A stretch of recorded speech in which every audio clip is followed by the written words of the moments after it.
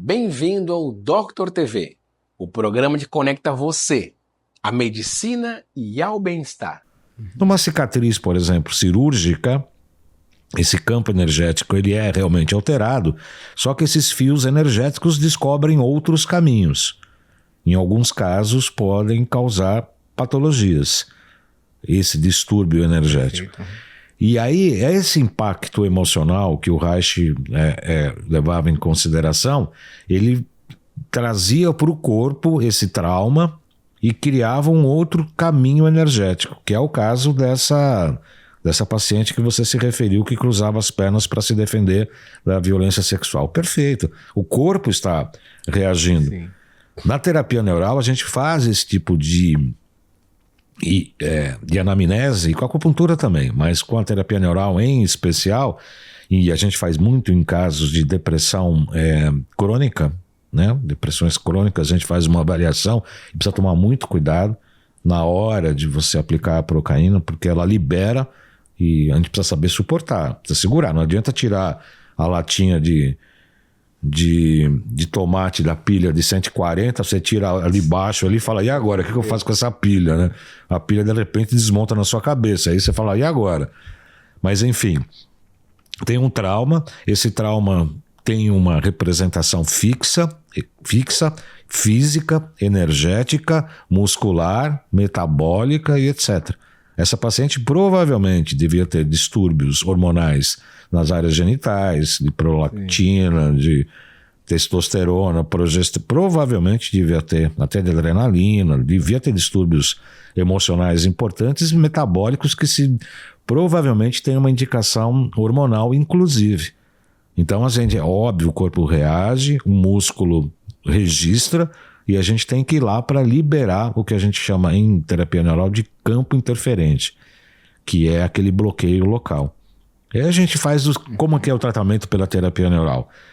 A gente faz com que a pessoa relaxe na maca, volte ao trauma.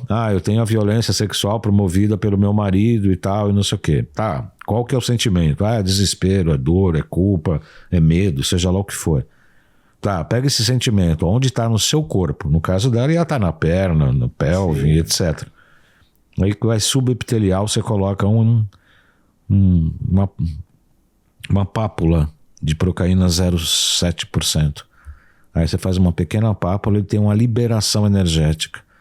Não raro, quando a gente faz no VC17, por exemplo, que é no ponto entre mamilos, as pessoas choram muito, choram assim de desesperar. E você tem que acolher, que essa é a medicina integrativa. Escuta e acolhimento.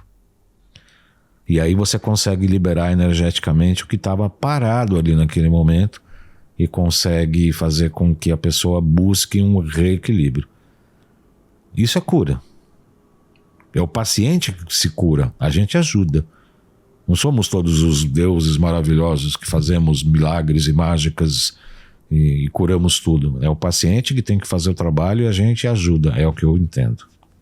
E doutor, eu vejo essa linha integrativa de trazer o paciente para dentro de um possível diagnóstico, para dentro de uma prescrição, ele participar como algo necessário. Aquela ideia do médico, profissional de saúde, que ele fica sentado em uma cadeira e ele apresenta uma abordagem ditatorial, isso é um período passado. E nós trazemos isto por quê? Porque no período que nós tivemos no Brasil, ditadura, e do período militar, a mão de ferro no Brasil, nós aprendemos que a formação havia quem? Havia alguém em frente, as pessoas abaixo, essa pessoa dava um comando e os demais obedeciam.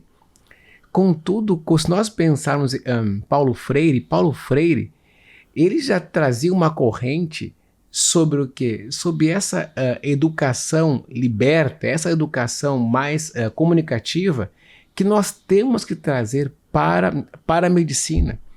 A medicina não é mais tecnista. Nós não precisamos mais de um excelente cirurgião. Nós precisamos de um profissional que tenha uma visão holística. Porque o ser humano não é mais somente cabeça ou somente uma mão. Nós temos que ver o todo, como essa paciente. Se eu fosse ver a paciente somente com a dor, opa, tem uma dor muscular. A dor é qual? Ela é pulsante? Não. Ela é uma dor de pontada? Ah, ok, uma dor pontada. Vou fazer o quê? Prescrever analgesia, tirei a dor aguda, tchau. Ela vai embora, retorna, paga outra consulta, dor aguda, tiro de novo, vai embora. E continua com a violência doméstica. Ela continua apanhando, continua sendo violentada pelo marido. Então, se eu tenho uma visão só da dor aqui, eu vou ali, vou passar um fármaco e não vai resolver.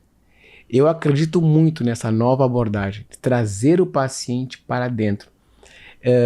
Doutor, algo muito interessante que eu gostei muito foi da sua obra. A sua proposta, que faz uma conexão bisturi-bambu. Eu gostaria que o senhor comentasse um pouquinho com nossos telespectadores.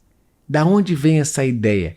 Como surge a ideia bisturi-bambu, essa dicotomia de informações, e ao mesmo tempo é uma dicotomia provocativa, porque provoca a corrente supostamente tradicional e nos faz pensar. É verdade.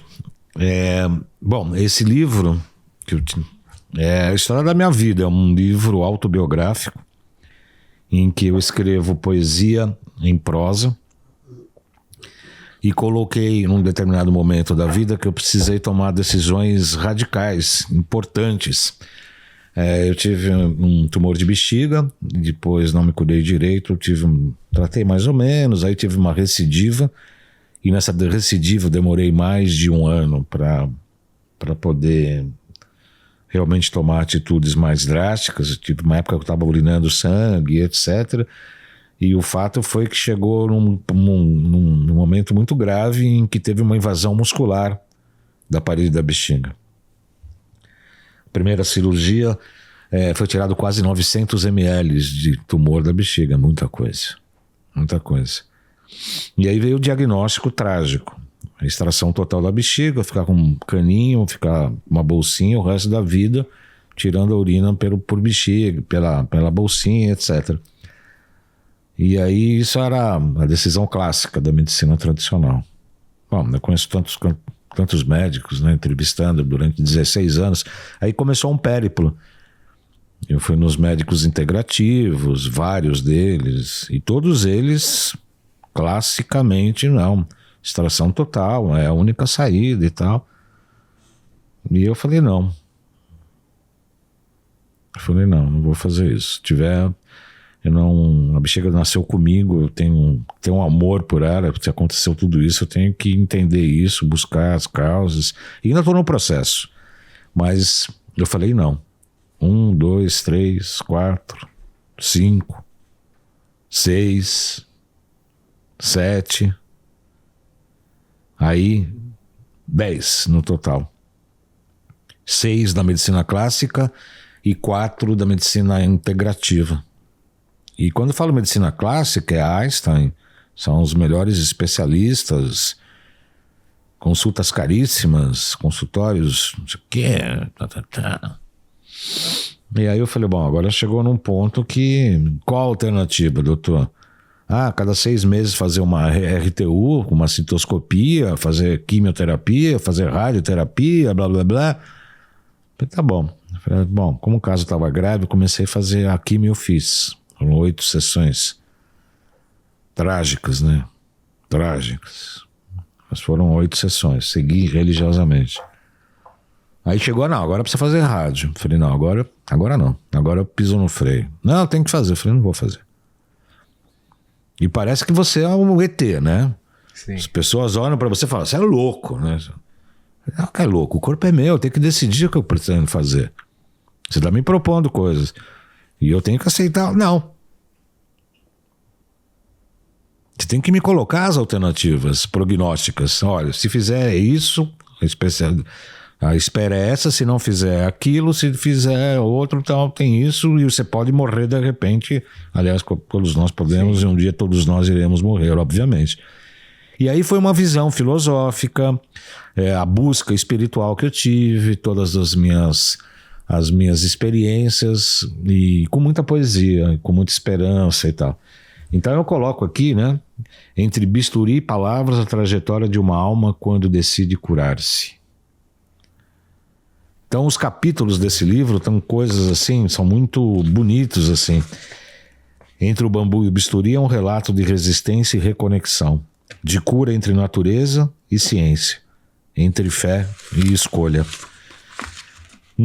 Na dedicatória eu coloco assim, ó, para os inconformados, mas que têm razões, né, com razões, para os rebeldes, com motivos, e ingredientes para o crisol da temperança. O crisol é aquela parte do laboratório em que se faz a maceração de novos comportamentos, né, de novos equipamentos. E aí é um livro para as pessoas, de uma maneira geral, que propõe essa decisão compartilhada entre médico e paciente, entre o que o doutor falou, doutor Daniel, entre escuta e aceitação, né? De você receber o paciente como um ser humano global, seja para discutir qualquer coisa, qualquer patologia que tenha estômago, que tenha rim, que tenha fígado, que tenha intestino, pulmão, boca, olhos, e emoções, e sentimentos, e história, e traumas. Todos nós temos traumas. O medo é um sentimento natural, que o primeiro trauma é quando nós saímos do útero materno e viemos para a atmosfera. Todos nós temos um medo chamado primordial ou primitivo. Como é que isso se repete na história de cada um? Na infância, na adolescência, na maturidade, no aspecto profissional, na vida como um todo. Então é uma medicina na qual eu amo, que tem alma, que tem espírito, que tem mitologia, desde Quiron, né? Desde Apolo, sim, passando por Avicena, eu falo disso tudo da história da medicina, até chegar à indústria do petróleo com as suas medicações aí, que forçou inclusive os currículos médicos a adotarem a alopatia como principal resposta, mas não. A medicina é maior que tudo isso. Doutor, algo que o senhor toca bastante e que eu costumo postar muito. Geralmente eu posto uma vez por semana sobre esta pessoa. E algumas correntes me vê como desconectado do meu tempo. Como se eu tivesse uma conexão antropológica com outro período. Eu acredito que nós necessitamos mais de Avicenas. Eu acredito que o médico, o filósofo que existia no passado, como Avicena, que via não somente patologia, paciente, mas patologia, paciente, sociedade e tempos em sociedades, que é a linha mais antropológica, que você compreende, entende aspectos não somente técnicos, há uma necessidade emergencial. Assim como nós temos soluções para patologias agudas, nós necessitamos mais do médico humano, o filósofo dentro do consultório. Não a linha da filosofia banal que se tem hoje, mas a linha do amor pelo conhecimento, a troca de conhecimento entre paciente e profissional. A paciente que foi falar comigo, ela tem o direito de escolher: eu quero botar uma placa de plástico na boca ou não quero isto. Eu quero que o senhor me informe e me passe conhecimentos para que eu possa escolher. Não, eu quero fazer dieta cetogênica, eu quero fazer outras abordagens, eu quero usar valeriana. Eu não quero usar o fármaco tradicional. Doutor, eu quero utilizar valeriana. Não quero a linha tradicional. Só que para isso eu tenho que quebrar paradigmas. Eu tenho que sair daquele estereótipo que eu já tenho uma corrente de analgesia, uma corrente de antibióticos e tenho que ter coragem de prescrever.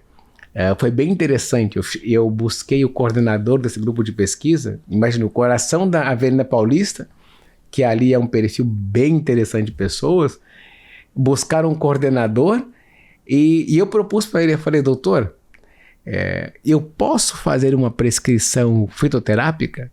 Eu gostaria de prescrever valeriana. Isso numa corrente tradicional é bem difícil, especialmente quando você está dentro de uma estrutura privada que o fim é lucro. Não vou ser hipócrita, o fim é lucro. Então a ideia é o quê? Bota o plástico e prescreve outra coisa. Mas não. Eu prescrevi valeriana e fiz uma dieta cetogênica e segui uma linha totalmente integrativa. E permitiram? Permitiram. E algo bem interessante, e essa senhora que me buscou, ela estava em qual período? Estava com os fogachos. Para quem não sabe o que é fogacho, é quando a mulher está no climatério e ela tem aqueles calores. Vem o calor de uma hora para outra. E esse calor que ele veio de uma hora para outra, ele é resultante de uma condição, não desse músculo. Eu tenho que ver ela como todo. Sim. E vendo ela como todo, eu consegui oferecer para ela uma alternativa integrativa. Só que eu não vou mentir, tem que ter coragem. Porque eu pensei que fosse receber ou não. Eu tinha quase certeza. Doutor, para quem não conhece, em casa que está acompanhando o nosso programa, existe uma abordagem que o senhor defende com muita propriedade, eu defendo também, que é a biorressonância. E nós não temos como falar sobre diagnóstico sem falar sobre biofísica.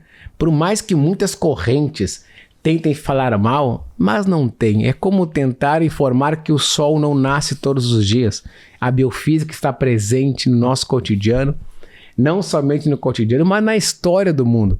Doutor, qual a sua opinião sobre a biorressonância? Você tem tempo, assim, né? Que nem o Cortella fala, né? Você tem tempo, né? Uns 3 dias para falar, né? A biorressonância, para mim, é uma coisa que me acompanha desde a formação em acupuntura, por conta de várias escolas da espiritualidade que eu frequentei e frequento até hoje, desde a adolescência. A gente sabe que na Constituição Universal, tudo, desde o Big Bang, tudo é energia que se condensa em matéria. Einstein não conseguiu comprovar praticamente a sua fórmula, mas em tese, de uma maneira bem simplória, é que tudo é energia e quanto mais se condensar o ritmo energético, mais material fica. Mas tudo é energia. Hoje a física quântica, tão malfadada e mal falada e etc., explica exatamente isso, né? Da dupla fenda, dos mundos paralelos, do Big Bang, da teoria das cordas, fala exatamente isso, que tudo é energia. Então a energia mais condensada a matéria, e matéria tem energia também. A biorressonância, ela avalia a ressonância energética, em que você pode fazer avaliações de diversas formas e maneiras, inclusive do ponto de vista patológico. Me permite um apêndice aqui, um parênteses? Com certeza. Você falou de fogacho, eu estou fazendo uma experiência que, portanto, ainda não é científica, porque não tem comprovação empírica, mas que eu estou muito feliz. Eu tomo café no lado do consultório, ali na 7 de abril, no centro da cidade, num prédio tombado, que parece que a gente está na Europa. Eu sou canceriano, né? Gosto dessas coisas clássicas e tal. E eu tomo um café lá e tem uma moça agitada e tal, 42, 43 anos. Ai, doutor, estou com muito fogacho, estou com uma menopausa precoce e etc. E tem várias pessoas se queixando desta patologia. E aí eu falei com o Rafael Durante, que é um biomédico, trabalha muito com microscopia. Falei, eu estou querendo fazer um trabalho com isso. O que eu fiz? Peguei uma fita magnética, dessas de videocassete, cortei uns trechinhos e fiz uma pesquisa e comecei a impregnar no Potentizer, nessas fitas magnéticas, determinadas frequências hormonais. Progesterona, testosterona, pregnenolona, DHEA, todos os hormônios das mulheres, né? Estrógeno, estradiol, adrenalina, cortisol. Aí eu fiz as frequências em cada uma dessas fitas magnéticas. Aí fiz nas potências homeopáticas de tonificação, em especial C6. E aí fiz numa outra fita uma para drenagem, que é C7 e C30. E coloquei em fileiras, plastifiquei. Cheguei para essa moça, vem cá. Aí a gente fez pelo Bidort, pela biorressonância, eu fiz uma avaliação hormonal com essas fitas magnéticas. Isso é ciência? Por enquanto, não. Por enquanto não tem nada de ciência, mas eu conversei com ela, falei, olha, vamos fazer um teste, se dispõe? Vamos, bacana. Fiz lá um perfil hormonal e aí fiz as correções com remédios frequenciais. O que são isso? O que é isso? Água destilada, um pouquinho de prata coloidal e 0,5% de conhaque, que é um álcool para poder estabelecer a frequência. Coloquei no Potentizer e criei frequências de correção, de equilíbrio desses hormônios. Começou tomando lá, 6 gotas, 3 vezes ao dia. Tudo bem? Melhorando? Não. E aí, tá melhorando? Não. Tem fogacho. Tá bom. Reduziu um pouquinho. 1 mês, 2 meses. Essa semana eu cheguei lá. Doutor, ela desesperada. Falei, o que é, mano? Você não tem ideia. Eu falei, eu vi o Dr. Google, eu tô preocupadíssima. Eu falei, Dr. Google? O que aconteceu? Menstruei depois de 1 ano. Eu falei, ótimo, maravilha. Não, pode ser câncer e pode... Desesperada, porque acho que foi o Google. Eu falei, calma, vai de novo lá no consultório, vamos avaliar. Avaliei os hormônios, estavam todos equilibrados. Prolactina um pouquinho acima. Eu falei, teus hormônios estão aqui, do ponto de vista biofísico, estão equilibrados. Mas eu tenho juízo. Vá ao ginecologista, peça um exame de sangue, faça o Papa Nicolau, avalie a questão hormonal, depois a gente volta a falar. Mas, em tese, os fogachos acabaram, e ela voltou a menstruar. Isso pode ser comprovado? Por enquanto não comprovamos, mas eu estou buscando, por isso que eu falo, o cientista é só quem faz a prática convencional, baseada em evidência, ou é o que a gente está buscando, novas coisas? No Doctor TV, você se informa com quem entende. Fique por dentro dos cuidados essenciais para o seu corpo e mente.